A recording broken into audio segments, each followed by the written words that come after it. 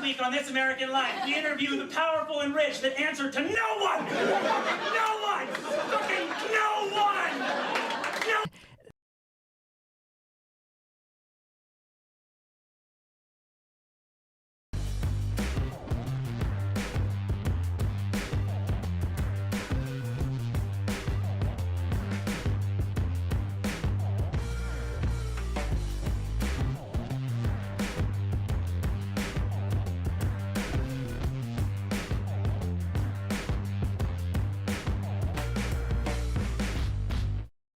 Welcome to WYCD Wicked, that stands for What You Can Do. Delighted to have you. The anti-corporatists, hello. Good to see that you're on the road again, my friend. Making that money just rush. Howdy to you. Wicked Foxy Dragon, hello. Good to see you. Man, oh man.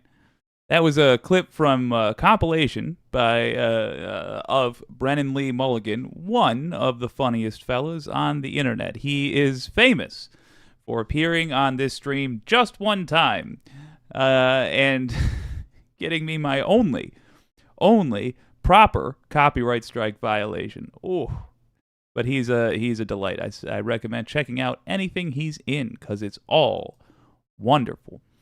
We are talking today about the battle for Queen Bee. The punnery of that title will become apparent very quickly in our first segment. We're talking, of course, about the fate of the folks on board the Titan. They might have been rich, but they were still human beings, and they did not need to perish. We're just going to very quickly look at that just so that we can say that we have kept up with it. But it's not over yet. It's over when there are charges. And we are talking, of course, about the right wing's. Well, we're talking about the right wing's corruption via the Supreme Court, but that really is, unfortunately, bipartisan corruption at this point.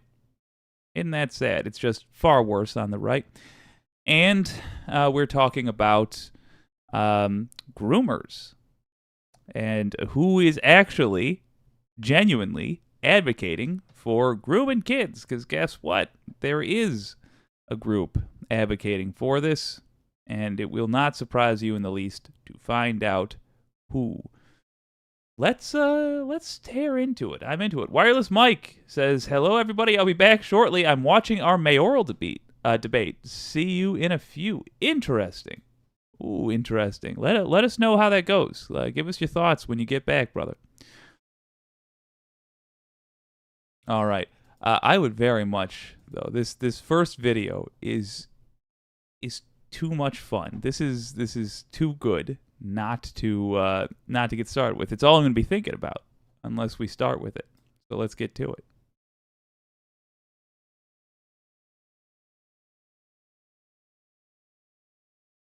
In the House of Representatives right now, there is a battle for Queen Bee.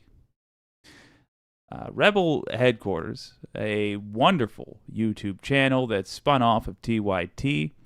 I think it's still a part of TYT, frankly. But they discussed, with a wonderful compilation, what's happening between several factions, or rather a couple of big personalities in the MAGA faction of the House of Representatives.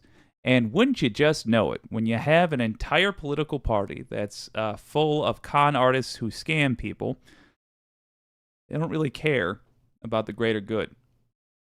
They just care about themselves. And so personality clashes equal hilarious disaster. Let's have a gander. Take your conversations to the back. Off the floor. The House parliamentarian tried to restore order, but Republicans Marjorie Taylor Greene and Lauren Boebert kept on fighting. And according to the Daily Beast, Marjorie Taylor Greene called Lauren Boebert a little bitch on the House floor. Order, please. Eyewitnesses reported the full dialogue included this. Boebert: "I don't like the statements you've made about me publicly." Greene: "Well, you copied my articles of impeachment."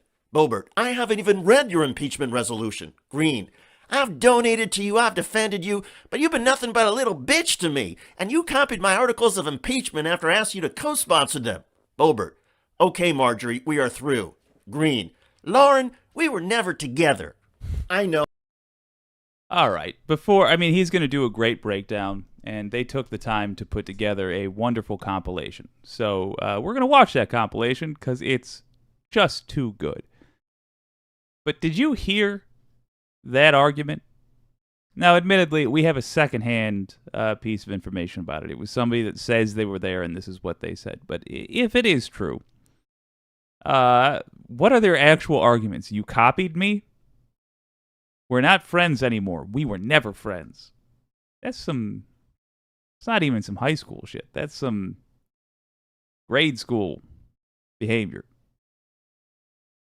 out of people in the House of Representatives. Look, we already knew they were bad, and their immaturity is not what makes them bad. I just want you to make a note of that in case you're wondering, but do I have what it takes to be in the House of Representatives? Yep. Yes. If you're capable of driving to the grocery store, yes, you have what it takes. You at least have what it takes to do a better job than people who are currently employed there. All right, let's look at this breakdown, though, because it's too good. Oh, my dumb Georgia accent is terrible, but you get the idea. Anyway, the MAGA frenemies' eruption came hours after Lauren Boebert took to the House floor and did this. Resolved that Joseph Robinette Biden Jr. is impeached for high crimes and misdemeanors. Boebert introduced her articles of impeachment through what is known as a privileged motion. It's a procedural mechanism that means the House must vote on the motion. The maneuver blindsided House Speaker Kevin McCarthy and his deputies. They condemned Boebert's surprise, calling it premature, selfish, and at the moment, politically stupid. Marjorie Taylor Greene has her own impeachment resolution, but Greene's effort does not force a vote. So with Boebert undercutting Greene, the two went at it on the House floor. And by many accounts, both ladies these days have a very short fuse. In recent weeks, they have both been publicly humiliated. Here's Greene at a congressional hearing. Instead of murder. You think this is funny, Ms. Spitalnik? Is this funny to you? Is babies being murdered in the womb funny to you? Because you're smirking and laughing at me right now. Oh, Marge was getting laughed at. And here's Greene at another congressional hearing. Yeah. Diverse event reporting system. I'd be happy to have our staff educate your staff on the work. I don't want my staff educated. They just can't help it. They just can't help it. They forgot how to say the quiet part quietly at all at this point. I don't want my staff educated. We know. Education doesn't help you get your way, does it? Here's a Democrat at a congressional hearing quoting Greene. The same representative of the subcommittee has mocked and vilified Muslim members of Congress, saying they represent, and I quote, an invasion of our government, and accused them of being terrorist sympathizers because of their religion. The same member of the subcommittee claimed that Jewish bankers were starting wildfires with lasers from space, and the same member compared vaccine requirements to the Holocaust. And it's all stuff Greene has been trying to hide. As for Lauren Boebert, here she is at a congressional hearing. I went to get birth control. And I was there at the counter and went to pay for it. And the price was very, very high. I said, wow, is this a 3-6-month prescription? No, ma'am, this is 1 month. And I said, it's cheaper to have a kid. And I left it there. And now I have my third son, Caden Boebert.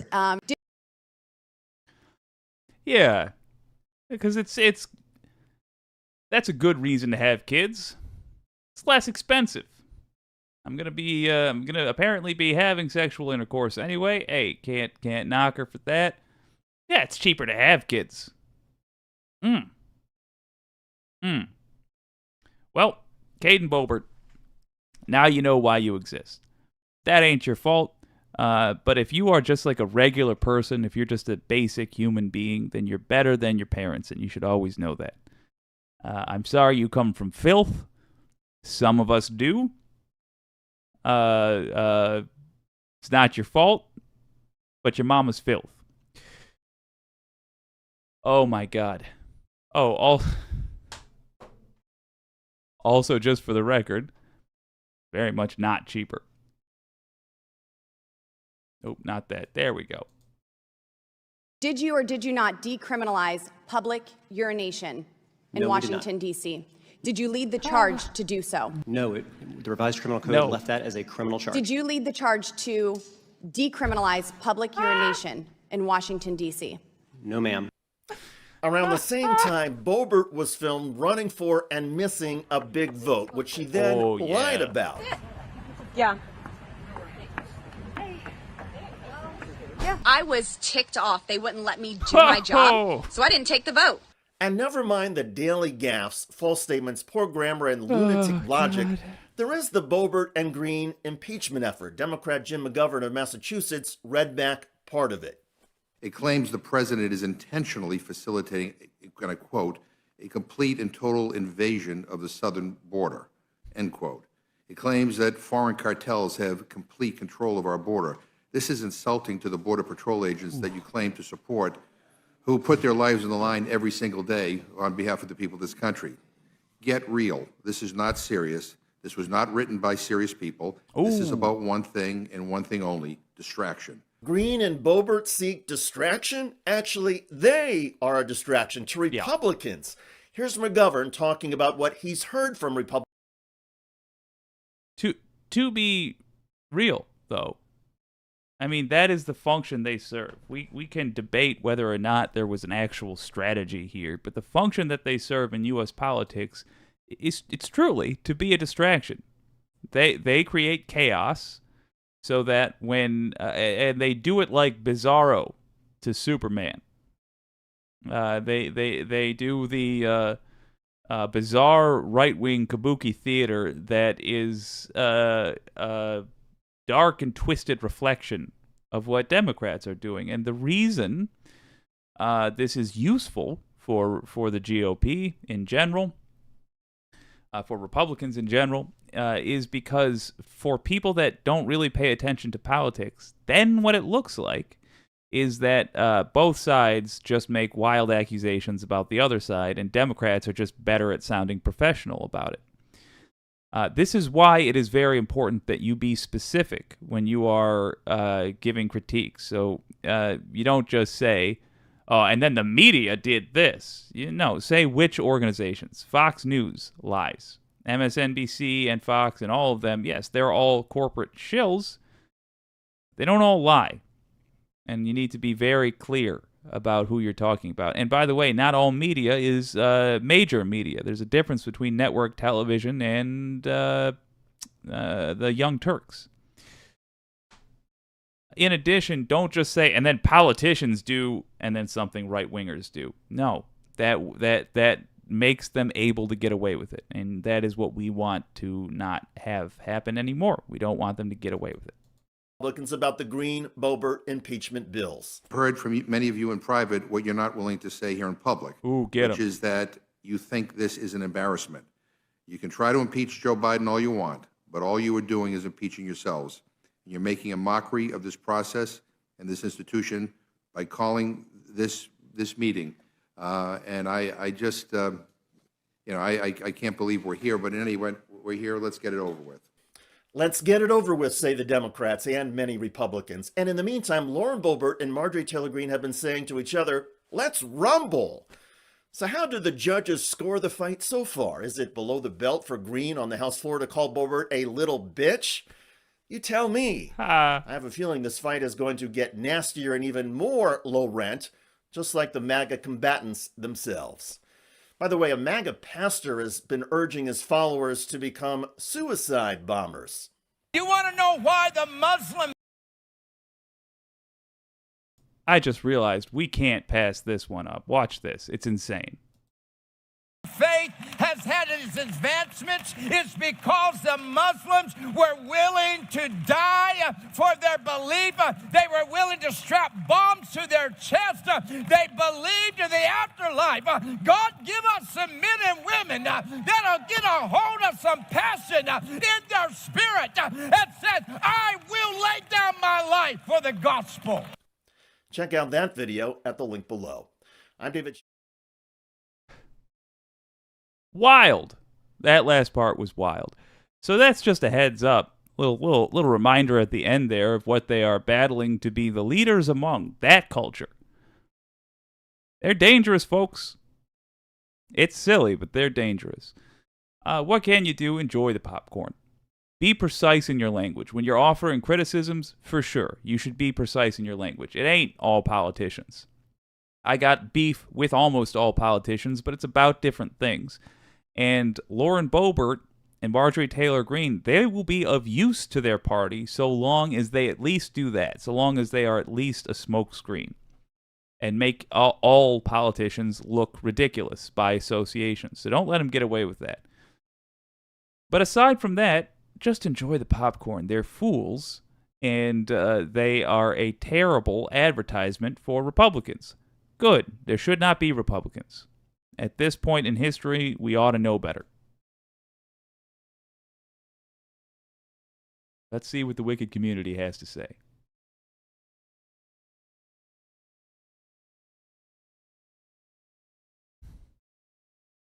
Chris Zilkowski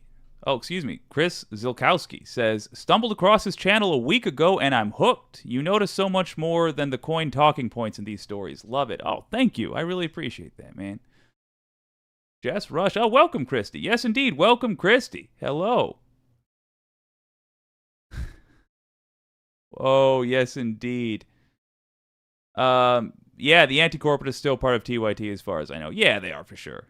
Mars Falcon. I believe. I feel. Yeah, that's an affectation which annoys me. Chess Rush, huh? I don't really speak religion. Interesting. From Wicked Foxy Dragon. That's what happens when you have been blessed with God's speak. Yeah, it's a lot of folks in the religious community learn public speaking from pastors and such, so that it develops its own sort of stylistic tone, and that's one of them. I would love it, truth be told. I love it when they're talking about decency. It just sucks that it always seems to be associated these days with a bunch of goddamn terrorists. Oh, ladies, gentlemen, folks of nondescript gender. There's a gentleman on the internet by the name of Vaush, and I'm a big old fan of his. He doesn't always talk about the sort of stuff that I feel is actionable, although more and more these days I think he's been addressing sort of what am I thinking here? He's been addressing how to approach people, and I think that's useful, and we might do that. But he found something that I think's worth talking about, and he makes some great points. So we're going to watch a little bit of a Vaush video, and then I got a hell of a twist for you coming up. Let's have a gander.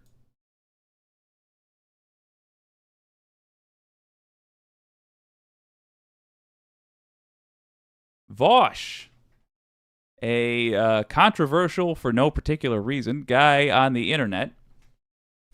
All the time he talks about internet culture and politics. I would pretty much say that's his area of expertise most of the time. He found a piece of legislation which really disappointed me. It's out of Utah, which doesn't surprise me given what he's about to talk about. And I want to point out that Australia already went through this. And all we need to do is look at Australia, like we have failed to do when it comes to guns, and find the answer for how to deal with it. But if you want to know what I'm talking about, why don't we just have Vaush say it? Let's look.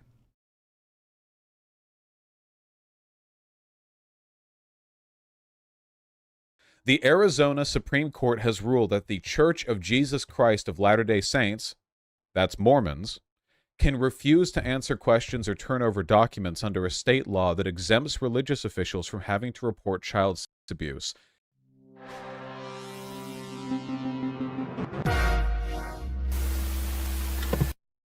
if they learn of the crime during a confessional setting. That's great. Love that specific state law, by the way. That's great. Wonder who lobbied for that law when that got put out. Oh yeah, this has always been a thing. Yeah, and it's not good, in my personal opinion. I think that the standard should be the case, with it's the same as like with teachers or whatever, right? Or with therapists. If you say to a therapist, I feel bad because I shoplifted, that's a crime, but they don't have to report you for that.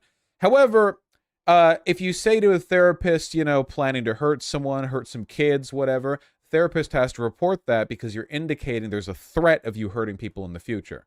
The laws on disclosure are a bit more specific than that. I'm not an expert on them, but I gotta say, I really don't like the sentence, state law that exempts religious officials from having to report child abuse if they learn of the crime during a confessional setting. I don't like that sentence. I'm not a fan of that sentence. I don't think it's a great sentence. It's not the best sentence I've ever read. It's actually probably pretty close to one of the worst sentences I've ever read. Hell of an interesting guy. Yeah, what he said right at the beginning, that's it. That's the core of it. I don't think you should need a degree to have a professional position of trust where people are allowed to trust you with information and you have a legal right not to disclose that information. To be clear, I just want to be crystal clear. However, right at the beginning, and blessedly so, Vaush has made the argument that I think needs to be made. That we understand how the rules for this are supposed to work.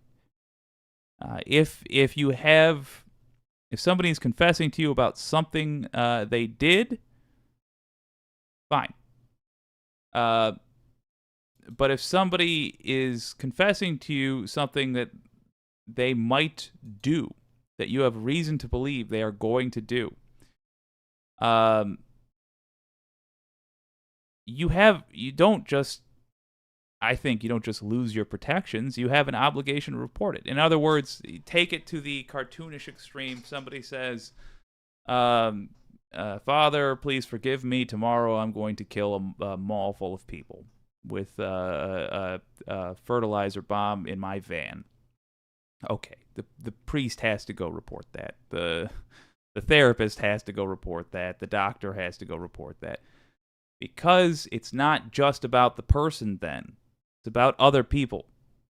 You don't have a right to ensure that other people will be victims. Mormons are famous for this.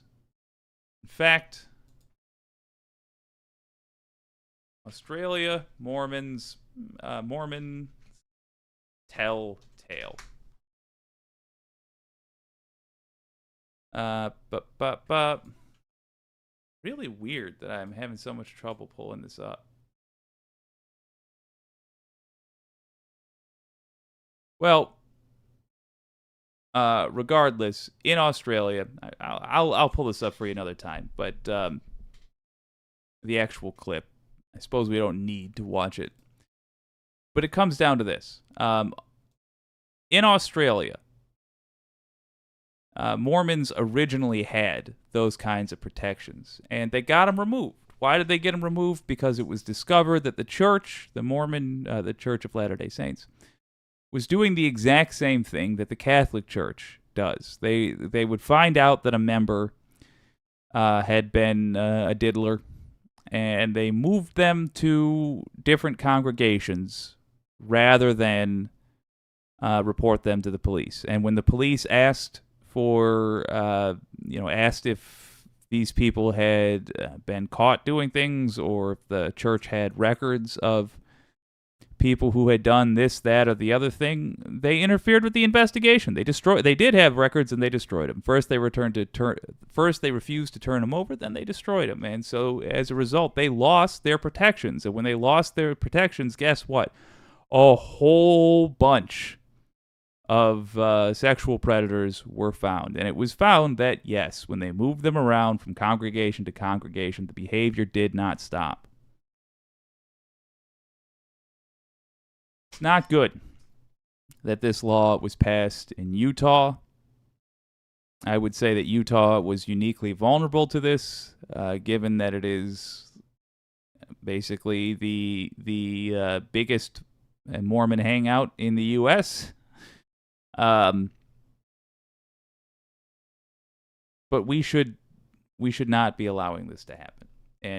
And after the child abuse scandals with priests, we should have learned better. Of course, this is going to be a big reason to vote blue in 2024. We need federal protections for children in this regard. And it ain't just the Mormons, and it ain't just the Catholics. We're going to do another story, yet another story about what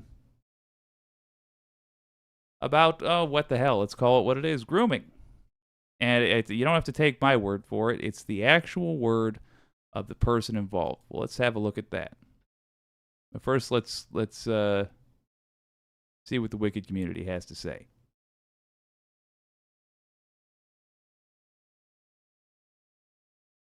Mars Falcon, Father, forgive me. Tomorrow I'm gonna do terrorism, just like you told me to. Yeah. 2 times in Australia. That was the exchange rate. Is the exchange rate. John Bailey, San Francisco Archdiocese turned over their records. Yeah, I believe that. Zix 1326. Years ago, I was heavily recruited by both Mormons and witnesses. The Mormons were too scary. If the witnesses weren't good, they'd be scary. Yeah. The thing that freaks me out about Jehovah's Witnesses is that it is part of their belief system. That I got to go back. It might be the Jehovah's Witnesses and not the Mormons in Australia. Regardless, it's part of their belief system that they literally believe that there will come a time when the governments of the world go after Jehovah's Witnesses specifically. So the right-wing belief that government's coming for you, that fits right in with them. In fact, let me look back at there. Jehovah Witness leader, good, Owen Morgan.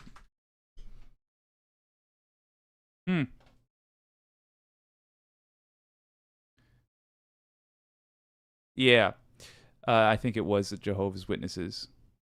I would recommend the Telltale Atheist. That comes up a lot.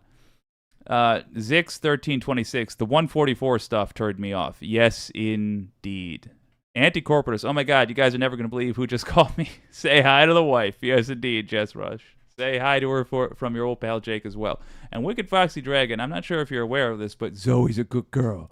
Yes, she is. I believe Zoe often watches the stream as well. Mars Falcon, the breathless hatred coming out of the mouths of preachers of Mr. What you do to the least among you, you do to me, Christ, is, well, breathtaking. Yeah, wholeheartedly agreed. Zix, they took me to Patterson, HQ for the witnesses, and took me to see stuff folks don't usually see. Big IT setup. Yeah, interesting. One of my beefs with the Jehovah's Witnesses is that they'll buy a piece of land, and then they will say that it is the duty of their members to build a church there. And they'll, of course, build it for free, so they get free labor, and they get a building made for the cost of just materials. And then they'll go practice their religion there for a couple of years, and then they'll sell the place and repeat. And that's where a ton of their money comes from. It is a shocking abuse of their congregation, and I am not a big fan, frankly, of that particular JW practice. And I realize I will be labeled well, I'm already a worldly person to them, so what can you do? And they're not wrong. I've done some awful worldly things, so credit where it's due. Hey, let's talk about something gross.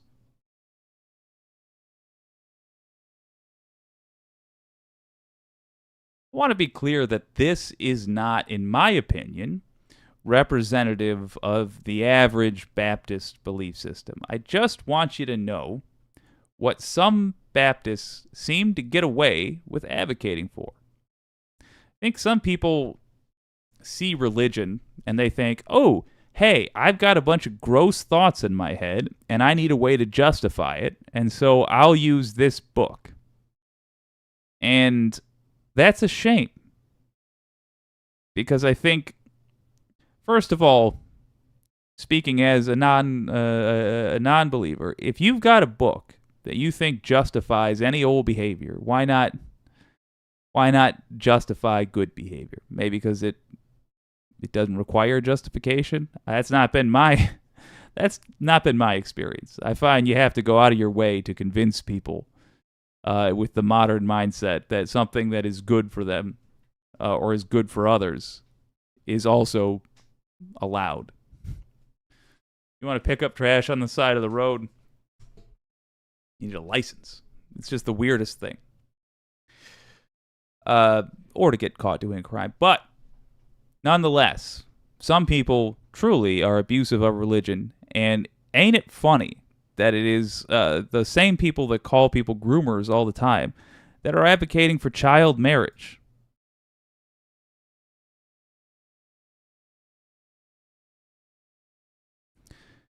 This is a blog that has had 12 million views since it was made about 10 years ago. It came to be in 2014 at some point. I don't remember the specific day.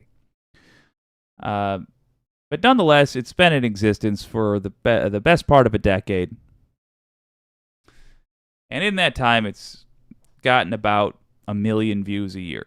So now you have a sense of how popular it is. Truly, it's not something where I want you to worry that, oh no, this is gonna be everybody. But it's not nothing. 12 million views is a lot of folks. Reading a lot of times, frankly. And this is the kind of stuff that they're advocating for. You can see the headline there. This blog, Biblical Gender Roles, 7 Steps to Grooming Your Young Christian Wife. Now, look, your old pal Jake took a bullet for you here. Because I was sure this had to be parody. So I read 2 or 3 of this person's blogs. It's not parody. And this guy jumps in the comments when somebody disagrees with him and just goes off on tangents, and it's this person seems to truly be committed to this belief system that he's made up. 7 steps to grooming your young Christian wife. Here's a letter written to him. I have read your site for some time. Why? But this is my first time writing you. My wife and I have been married a year. She is 18, and I am 24. Christ. Now I am trying to get my wife to follow her role as I begin to assume my role as leader. I am 6 years older than her, but that seems to just make it worse. She keeps saying, "You are not my father."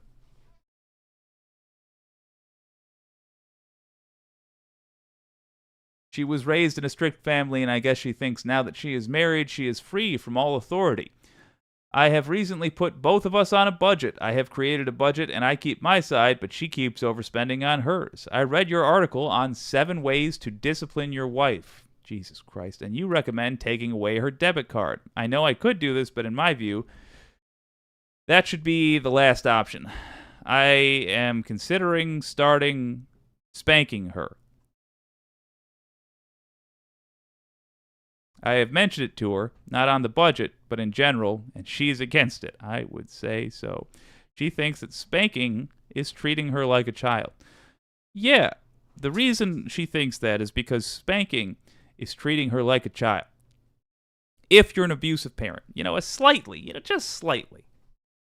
You're not supposed to hit kids. You're really, really, really, really not supposed to hit anybody. Now, this guy, I think you could hit, and you could be forgiven for it, but you're not supposed to. You're really not. Just some comments on the writer. First and foremost, this is the writer of the letter, so this is not the blogger who's writing this in. This is just somebody who's read a lot of it.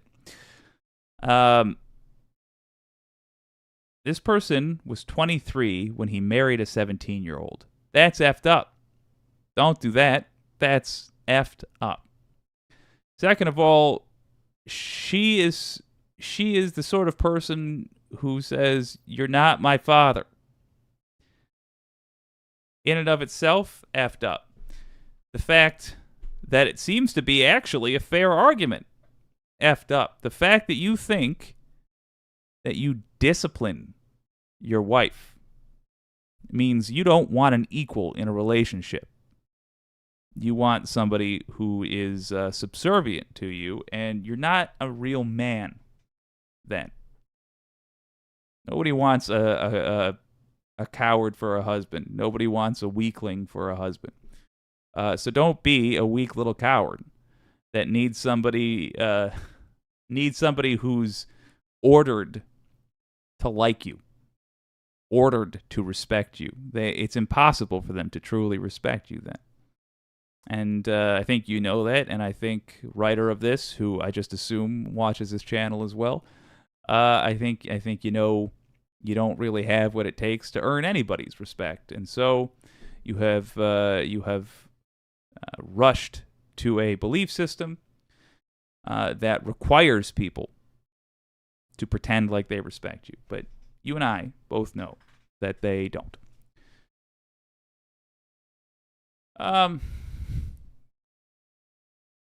Yeah, I read your warning about a wife reporting a husband for spanking her, and my wife would not do that. Yeah, because it's abusing your spouse. All right, let me jump down. To the response. What you just read was an email I received from a young Christian husband calling himself Robert. Whether or not he realizes it, what Robert is really asking is, how can I, as a Christian husband, groom my young wife? Gross. Grooming is sinful in humanism, but sacred in the Bible. Again, I'm not saying this. This is a Baptist saying this. Grooming is sinful in humanism, which is, I've noticed humanism is this person's catch-all word for, in civilization.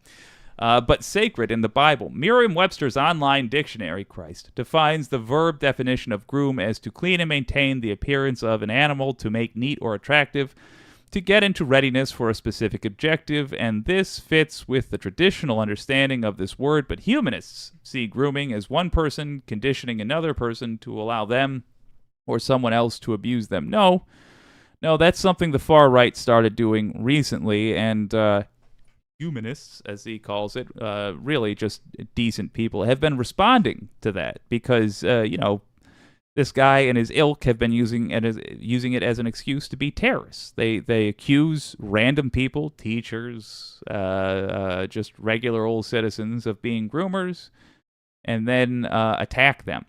The term is often associated with pedos, preying on children, sex traffickers conditioning women for prostitution, or husbands conditioning their wives to allow them to abuse them. Yeah. That last part is exactly what the fella above is asking to do. So yes. According to secularhumanism.org, a core tenet of humanism is freeing the individual from traditional controls by family, church, and state, increasingly empowering each of us to set the terms of his or her own life. This is why the concept of one person exerting control over another is heresy to a humanist, while conversely, consent is sacred. Yeah, I will say this. Normally the right wing has no idea what's going on with the left. But given that it's the criticism where we butt heads all the time over right-wing Christian fundamentalists, extremists, they get it exactly with what left-wingers believe about sex when they talk about consent.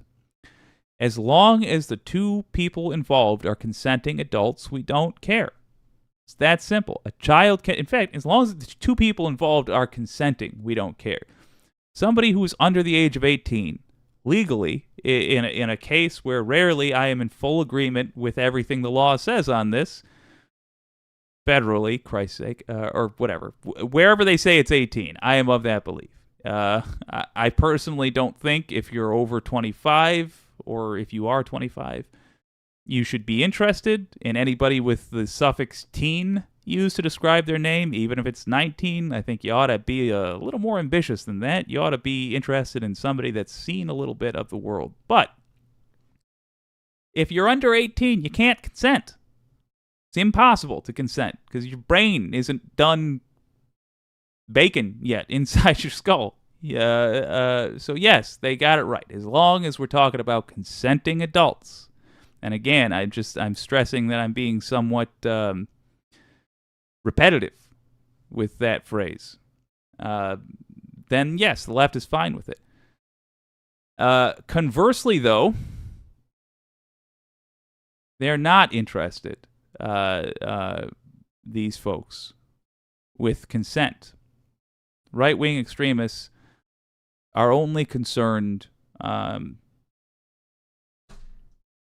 really, with authority, what somebody else says. They are concerned. They look at sex selfishly. What do I gain from it? Does a person titillate me personally? Will my community judge me? That's it. I don't see a lot of right-wingers interested in I don't see a lot of people like, hey, I'm a devout Christian and I got married when I was 18 and my wife and I got divorced. It just didn't work out, unfortunately, or she died or whatever. And now I'm getting back in the dating scene.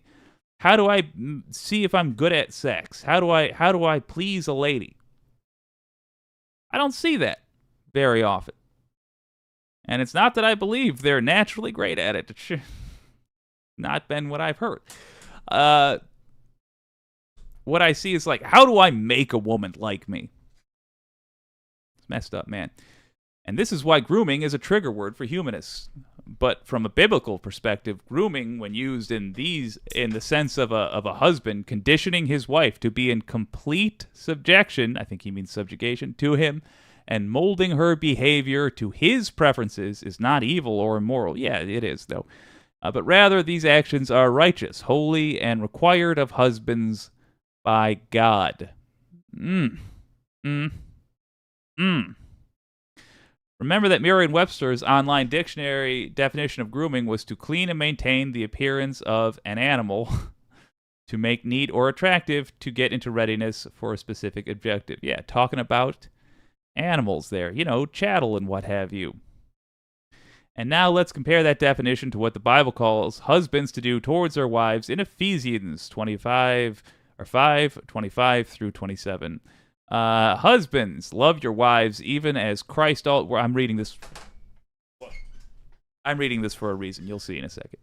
Husbands, love your wives even as Christ also loved the church and gave himself for it, that he might sanctify and cleanse it with washing of water by the word, that he might present it to himself a glorious church, not having a spot or wrinkle, Jesus Christ, buddy, or any such thing, but that it should be holy and without blemish. Look, I just can't stand it. Look at that first line. Husbands, love your wives, even as Christ also loved the church.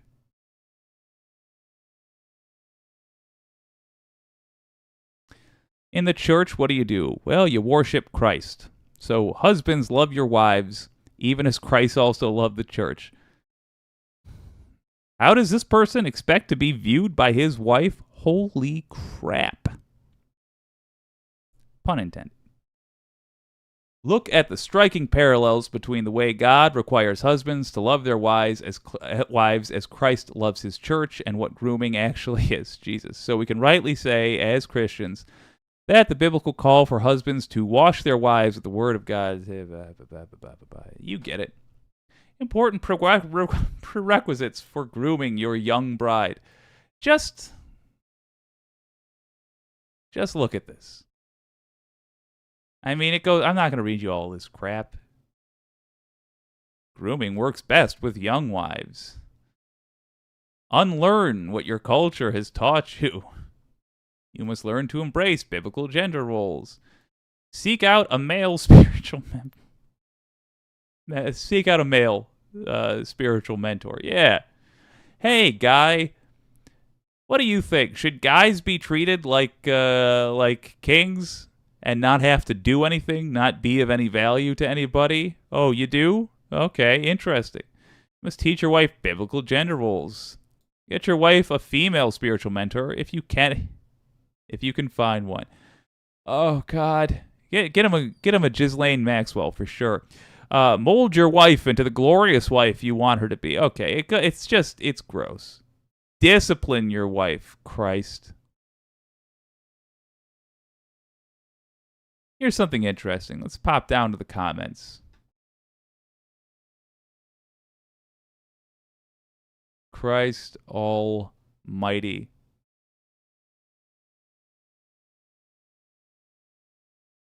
I saw a lady respond to this person. I saw a lady respond to this person essentially saying, I don't think you got it quite right here, pal.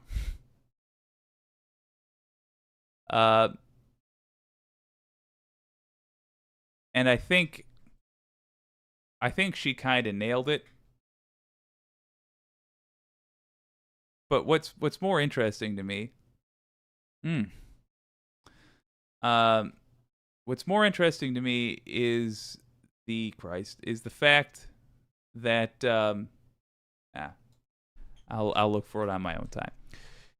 Is the fact that it led me to his about section where this guy talks about, oh, what are my qualifications? And he basically outs himself.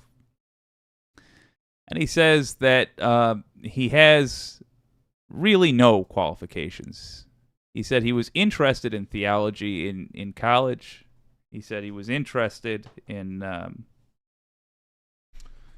all kinds of things, and then he didn't do any of it professionally. And he also doesn't note that he got a degree in any of it. And then he goes on to say, but you don't need those things to preach the word. You need them, to be respected by institutions, but not to preach the word. Okay, fair enough. Then he says, and I am a divorced man. Okay. And well, again, this is in his about section. And well, you cannot be divorced and be a pastor in his belief system. Again, I say, you don't need to be a pastor to preach the word. Sure. But he's giving relationship advice. And my suggestion to you all would be to remember that these folks, they personally shouldn't be taken seriously, but the things they advocate for should be. I promise you this guy does not have good views on homosexuals. I promise you this guy does not vote for people that have the best interests of Americans in mind. And when MAGA folks bust out that old, already tired insult of groomer, point them to that article.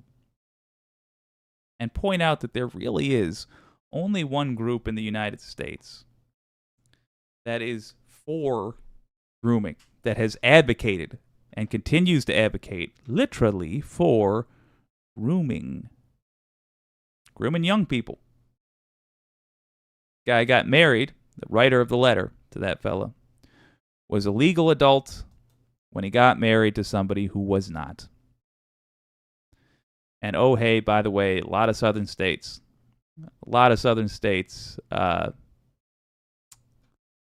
put forward laws that lower the age for consent and for marriage, and we should be aware of the fact that there's a whole lot of internalized guilt that comes out in the form of accusations against others. It ain't healthy. Let's see what y'all got to say.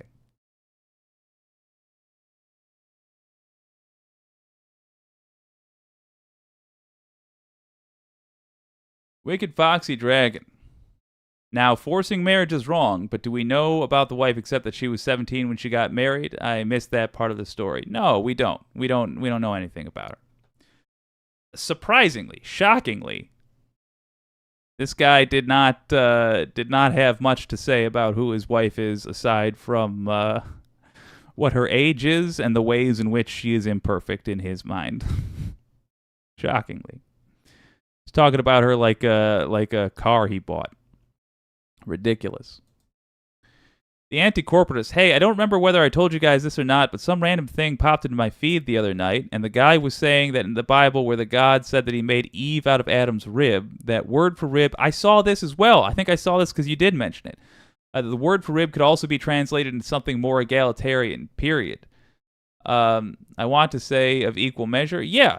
And they cited some pretty good sources for that. It made sense. It basically...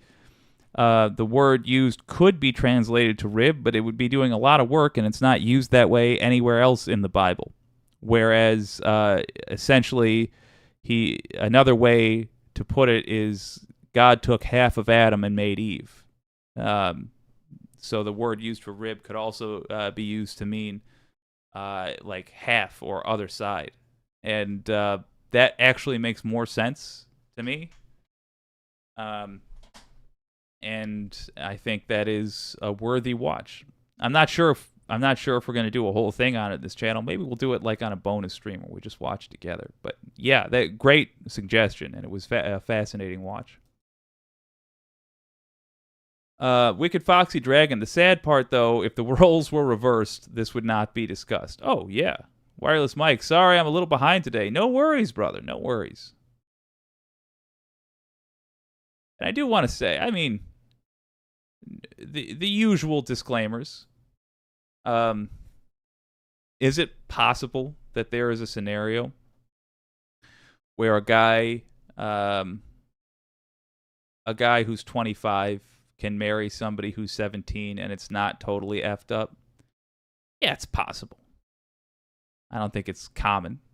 I don't think it's usually a good sign, but it's possible. But my point is, the girl may be okay with this arrangement. Some people, man or woman, like to be submissive. Since we really don't know the details, I think we should reserve our judgments. Well, I don't know about that. From the context of the letter, one of the things he complains about is the fact that she says, "You're not my father." As in, she doesn't want another father. He says, I think she thought that she would be free when she got married from all authority. So it seems that the wife doesn't want him to be an authority figure in her life. It seems like this is against her wishes. And these people are talking about literally grooming. Literally, how do you take somebody and mold them into something you want them to be? Well, it's not your place in a marriage to mold the other person into something you want them to be. If they're trying to change themselves and they ask for your help, that's one thing, but that's not what's going on here. And he's talking about hitting his wife to do it. He calls it spanking, but nonetheless, it's what? Causing physical pain to change behavior. Not allowed to do that. That's called spousal abuse. And I don't think it's a surprise. He also advocates specifically for finding a young wife. I don't think it's a surprise, really, to find out that these folks are out there advocating to get somebody whose mind is not as developed as yours is yet, so you can take advantage of them and make them into something you want them to be, rather than into something that they would choose to be when left to their own devices. I'm fine with tons of religious stuff. I actually take a great deal of comfort hanging out with some of those cats from time to time because I think it can be beautiful. But I'm not okay with people that use religion as an excuse to relabel bad behavior, which I find is a very, very common occurrence. Zix 1326. Man marries woman, hope she'll never change. Woman marries man, knowing she'll rearrange. Yeah, I don't think that's right either. If I recall correctly, says the anti-corporatist, and I do, it was just a short period. I don't recall that. Or I'm not entirely sure. Oh, wait. Yeah. Maybe it was a short. Yeah. I'll look at it because I remember that that thing you were talking about. Now I recall. I think you did send a link, but it was awesome. Wireless mic. Oh, thank you. The anti-corporatist. That was actually what the William Shatner thing was about. He was interviewing the boy and his teacher who had his kid, and she got out of prison, and now they're married, and he's still young or was. Yeah, I believe it. It's just effed up.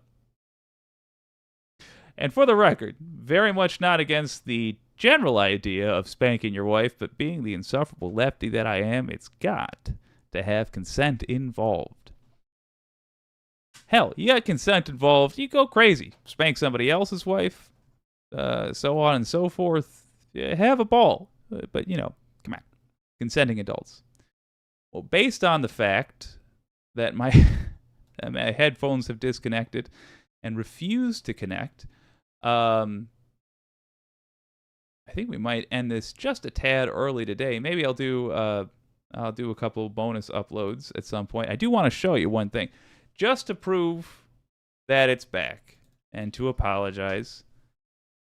Let me pop that up here. Yes, the Wicked website is back. There it is, live now, ugly as ever,